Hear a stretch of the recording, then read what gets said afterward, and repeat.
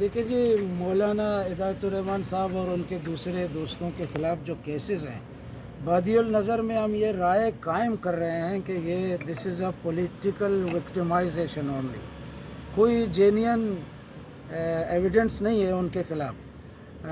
सबको मालूम होना चाहिए कि ये 26 दिसंबर का वाक़या है, जब धरना पे पुलिस ने दावा किया और आंसू गैस, सिलिंग और लाठी चार्ज के बाद कुछ दोस्त गिरफ़्तार हुए। उसके बाद 26 तारीख को इनके ख़िलाफ़ 3 मुख्तलिफ FIR हैं। 27 तारीख को ग्वादर सिटी में 2 FIR और एक सुरबंदर में भी FIR है। और इसके अलावा ये दिसंबर से पहले भी 2021 में भी 2020 में भी FIR थे। उस वक़्त तो इन्होंने किसी बड़े हसास रोड पे धरना तो नहीं दिया हुआ था।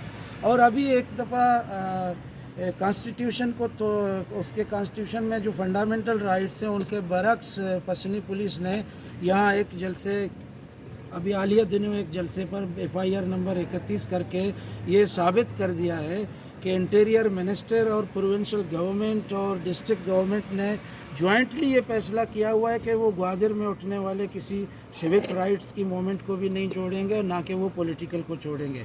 जहाँ तक इस मर्डर केस का ताल्लुक है, जिसमें एक बड़े 3000 लोगों के बलवा फसाद में एक यासिर नामी पुलिस की शहादत हुई थी, जिसको हम सुर्ख सलाम पेश करते हैं और दुआ है कि अल्लाह उनको जन्नत नसीब करे। लेकिन जहाँ तक केस डायरी का ताल्लुक है, वो केस टूट गया है, क्योंकि FIR के कंटेंट्स और चालान में जो मुद्दा प्रोसिक्यूशन ने लिया हुआ है उसके अगेंस्ट जो अब तक PW1, PW2 और PW3 पेश हुए हैं, जिसमें मुद्दई, चश्मदीद गवाह और डॉक्टर पेश हुए हैं। डॉक्टर का ये कहना है कि the bullet has been has not hit the body of the disease in the front side. ये उस केस में ऐसा कोई डायरेक्शन नहीं है कि फ्रंट में लगाए गोली, ओरिजेंटल उसको कहेंगे हम, लेकिन ये जो है ना डायरेक्शन वो वर्टिकुलर है, जो कि डॉक्टर ने साबित किया है। उसमें मेजर बोर इस्तेमाल हुआ है। यहाँ पर 30 बोर के खाली खोल कब्ज़े में लिए गए हैं। ये केस टूट फूट का शिकार है। मुद्दई 260 फुट के फासले पर समंदर के किनारे में खड़े होकर सैयद हाशमी चौक पर मौजूद मौलाना का आवाज़ कैसे सुन लेगा, नाराबाजी भी है। तो उस केस में कोई मुतफ़क़त वो नहीं है कि ये इन्होंने किया है, क्योंकि ऊपर से गोली चला है।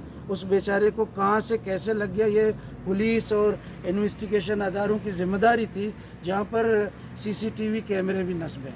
तो मेरा ये कहना है कि चूँकि केस नहीं बन पा रहा है, तो अदालतों को ये चाहिए था कि ऐसे किसी शख्स को जिसका कोई क्रिमिनल बैकग्राउंड नहीं है, बल्कि इनका सारा ज़िंदगी पॉलिटिक्स और अवामी खिदमत से इबारत है, तो मैं समझता हूँ कि इस वक्त सूबाई हुकूमत या लॉ इन्फोर्सिंग एजेंसीज़ या इन्वेस्टिगेशन जितनी भी कोशिशें कर रहे हैं, जितने भी 1-2 तहरीक के लोगों को इन्होंने रिमांड लिया, हिरासत में डाले, कई हमारे बैल भी कोर रिजेक्ट हुए, कई लोगों को पहले भी गिरफ़्तार किया, कुछ ने आफ्टर अरेस्ट में बैल लिया।